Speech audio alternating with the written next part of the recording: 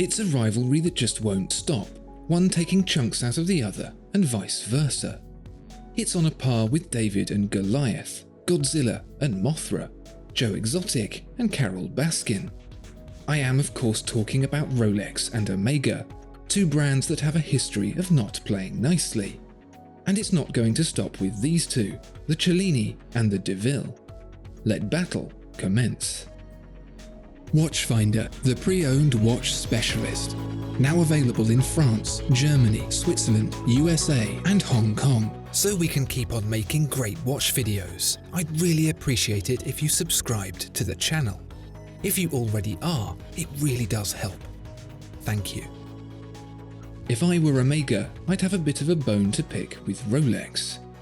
Imagine being the top dog, the big daddy, the one with all the budget and more to spare. Some bloke and his brother-in-law set up a business selling watches they've cobbled together out of a mix of bought-in parts. You wouldn't think twice about it. But that's a mistake, because try as you might to swat it, this bloke keeps turning up in all the wrong places. For example, you're big on pocket watches. This new guy thinks he's being a big shot with wristwatches. No big deal, no one likes wristwatches. Until they do.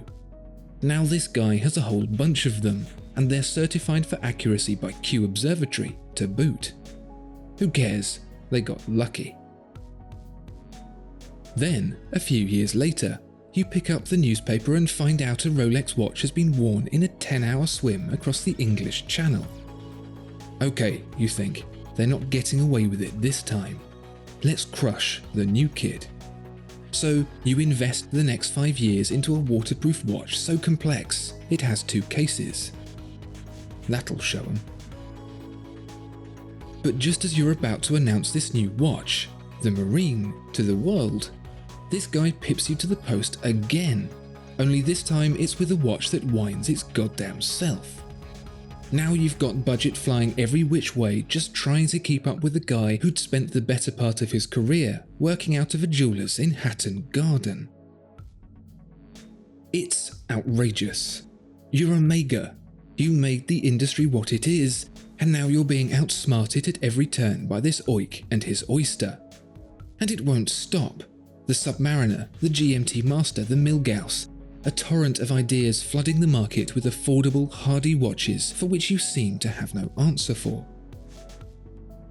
There's only one thing for it. Double investment, triple it. Make a trio of watches, beautiful and functional, to wipe out Rolex once and for all.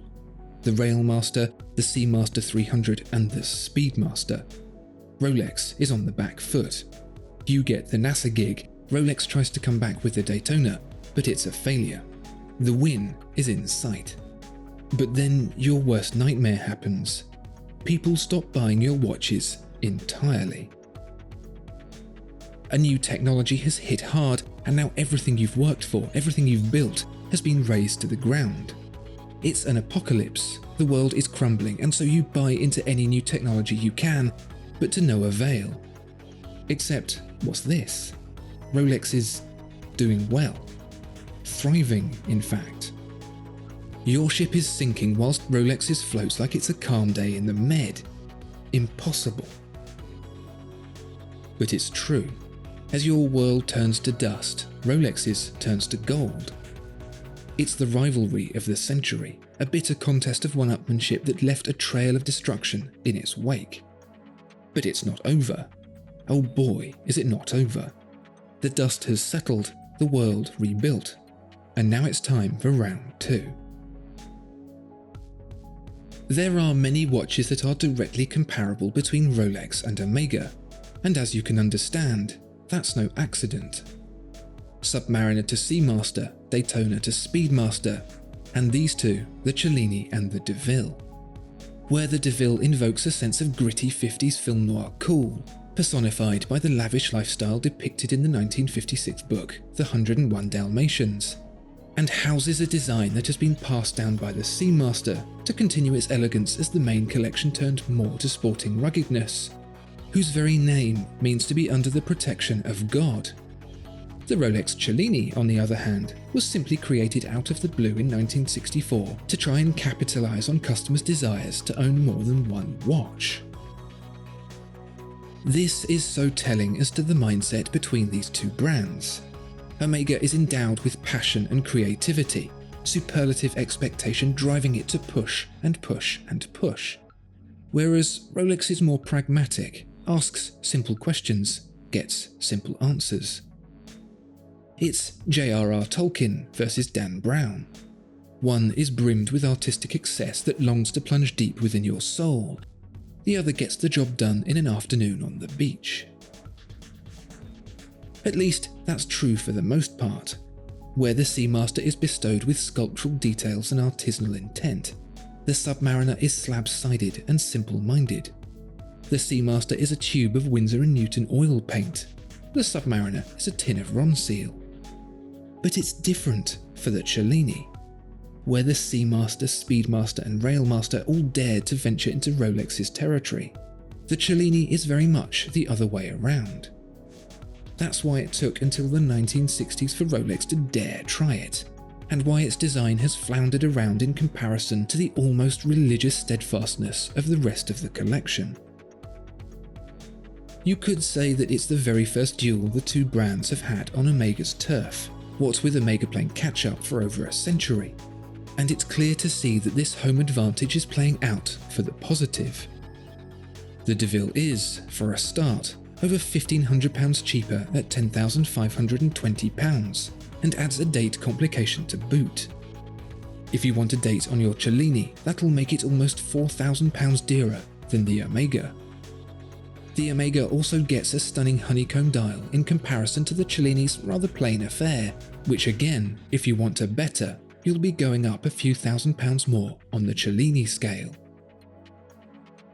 Omega really takes it up a notch when it comes to what's going on inside. It's like they smelt blood and went for the throat, because the DeVille doesn't just get whatever automatic is going around the Omega factory at the time, it gets a brand new manual wind number instead. The caliber 8511 is technically proficient with its co-axial escapement and anti-magnetic silicon balance, but it's that passion that's really apparent here. It's clear that Omega wanted to give the DeVille a movement as beautiful as the watch, and there's no doubt that's been achieved. The caliber 3232 in the Rolex is equally as talented in the technical department, but the aesthetic, a solid caseback, tells you all you need to know. After receiving blow after blow over the decades, Omega has really taken the opportunity to bring the hammer right back down on Rolex with the DeVille.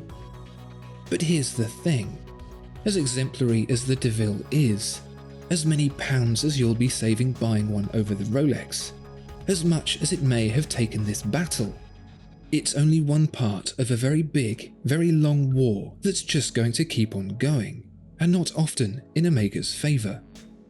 And when you look at it like that, the differences between these two watches start to feel rather small indeed. Discover more exceptional watches at Watchfinder. Thank you so much for watching this video. If you enjoyed it, please do consider giving it a like and subscribing to the channel. If there are any watches you'd like to see featured, please let us know in the comments below.